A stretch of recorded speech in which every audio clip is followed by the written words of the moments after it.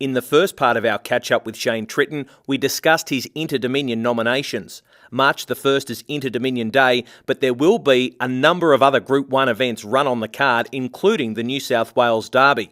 Shane is the new trainer of last year's Bathurst Gold Crown winner Artistic Flight, and he has a bright future. It gives you goosebumps when you drive him. Anton done a super job with him as a 2-year-old. He's a bit of a handful, he's a big colt and he knows he's a boy, so he done a terrific job to keep him up all year round, and he's come to us now to hopefully take that next step. And he, I wouldn't swap him for any other 3-year-old in the country, that's for sure.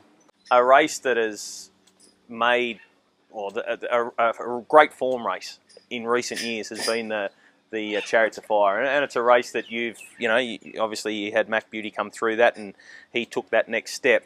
Have you got a 4-year-old this year that you think is Chariots quality? Yeah, we've got obviously Yaya's Hotspot.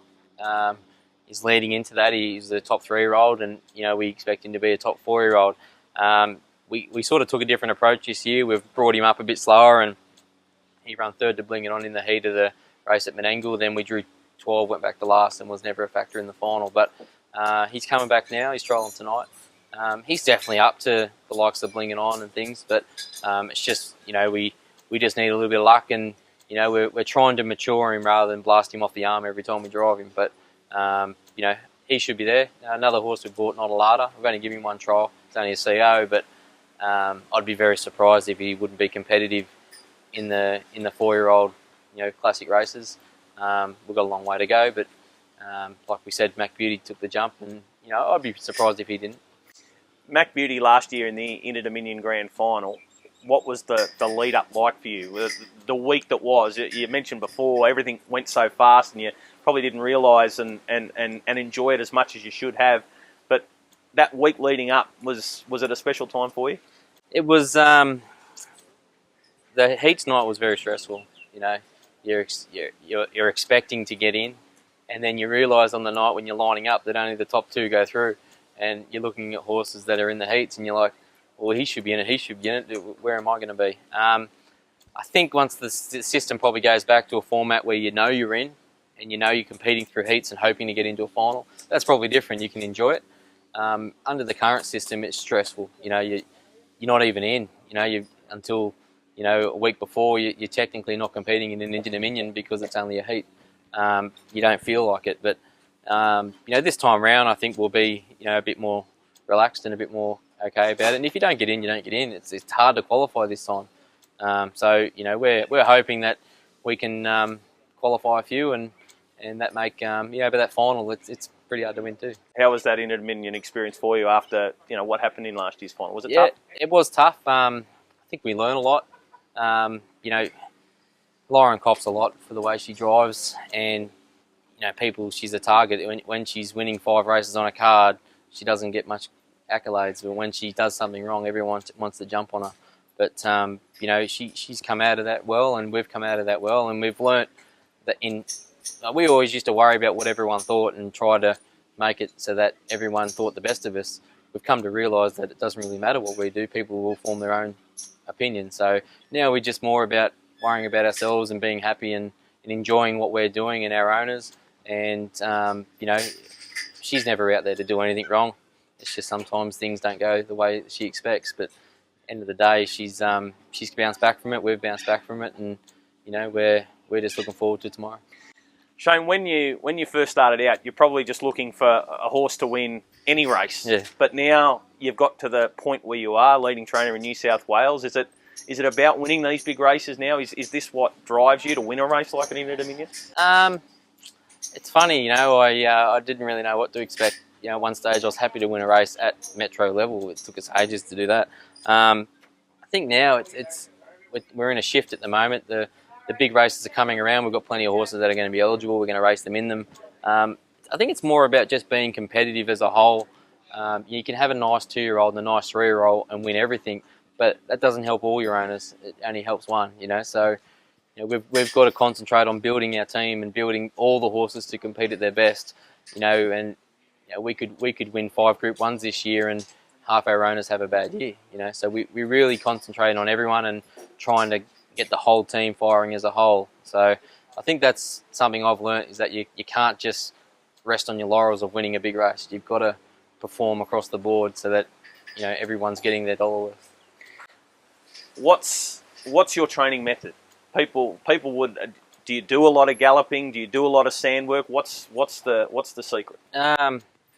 secret? The secret I think is having your own method and perfecting it. That, to me, that's people can see what I do. I've had people come here and stay with us and watch what we do, but you can't copy. I haven't copied anyone. I've done my own thing.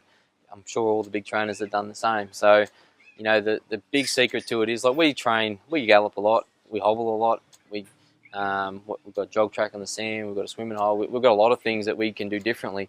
But the fact of the matter is that we concentrate on what we do for each horse and let the horse tell us whether he likes it. Work a horse the way they like it, they'll work better doing it, they'll feel better, they'll go better. That's what we do. So it's an individual. Like you work out what the individual horse wants, and then you cater to that. Exactly, yeah. If you're going out there and your horse is not enjoying it and you're making them do it, they won't go any good. That's a fact. So you can't force something onto a horse. So I've learnt that, the hard way. I've done it for a lot of times, a lot of years. So if I gave anyone advice, it'd be, if a horse wants to run, then you're doing something right. If it doesn't, then you probably have to change things until the horse wants to go. Big team. How many horses are we talking about on the property? Well, we try not to count them anymore. There's probably, I think there's about 65 to 70 in work of mine. There's a few other guys that work here as well. But yeah, it's something that we're just, we're managing it good. We've got a lot of staff. We're finished reasonably early every day, weather permitting. So it seems to be working well. It's just trying to work your head around the handicapping and getting them all racing. That's probably the hardest thing. Nearly a full-time job in itself. It is, yeah. There's a few things here that are nearly a full-time job, but yeah, it's you got to race to win. You got to race to win races. So it's just getting a little bit hard to juggle racing all the horses, but we're getting better at it, and it's just a matter of keeping them all going. How important is Lauren Pinella to the success of this stable? It's like any. There's probably not a lot of partnerships out there that are based on a relationship as well. But it's the age-old thing. I want success for her, and I'm sure she wants success for me. So we push each other harder to get it. She's doing it to help me out, and I'm doing it so that she has success. So I think that's a big part of it. You got more to strive for now. But there's no doubt in my mind she's the best driver in Australasia, and it's a pity she doesn't get a lot more outside drives, because her record's proven that she could jump on just about anything and pull something out of her hat. But I think that'll come with time, when people start to realise that she is a professional driver. She does drive really well, and you put her on the right horse and she'll win. Do you have words, or is it always harmonious? Oh, it's never harmonious. She's very independent on what she does, and so am I. There's plenty of partnerships out there that, it's not like I don't sit back and let her do what she wants, and she doesn't sit back and let me do what I want. We're very vocal about what we both expect, and I think that's the passion. That's what it is, and I think a lot of the partnerships out there will vouch for that. If someone's leading the other person, then that's probably not the best way to be. You both need to be pushing forward to be getting the most out of it, and I think that's what we do. First winner, what was it? My first training winner Yep. was a horse called Ashley Ann. It was actually Clary Sweeney's last driving winner, so I thought that was great. It's sort of a changing of the guard for me. First driving winner was a horse called Benji. Won 2 in a row. How many drives did you have? I reckon I had, I think I looked at my record not long ago. I had 300 drives for 30 winners and 70 placings. So it wasn't hopeless, it wasn't great. But I soon learned that the better professionals you put on, the better results you get. And is it something you could do in the future again? Would you go back to race driving if you needed to? I'd only ever do it if I own the horses myself, purely for the fact that, I believe that the more professional drivers we have in this sport, the better racing we'll have. And, there's probably a lot of trainers out there don't realise just how good their horses are going, but maybe their driving's not as good as they should be.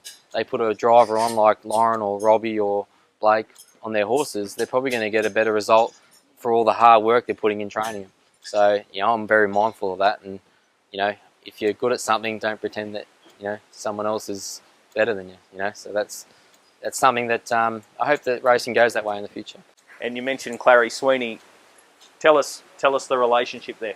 Yeah, he was my stepfather. He raised me from a young age, and yeah, he was a great trainer. He always had a team of 30 or 40 horses in work, and I didn't really get the bug from him. It probably turned me off, like most young people will tell you.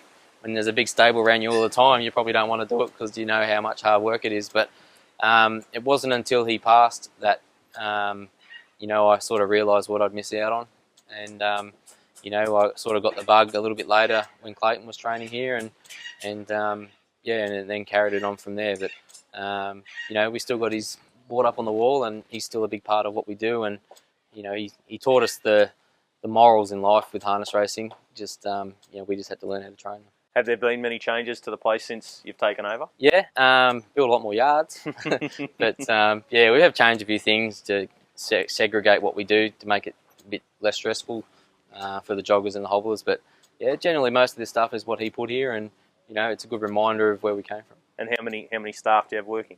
We have a few casuals, but somewhere around 12 to anywhere between 10 and 15 on a work day. But yeah, around 12 on an average day, and they're all good kids, and they're all sort of in there learning. We've got a young bloke getting his licence at the moment, which is good, and hopefully they all can have the success that we have as we go through. And big investment then, obviously. Like you're winning plenty of races, but there's high upkeep in keeping a stable of this size going. Definitely, it's a full time.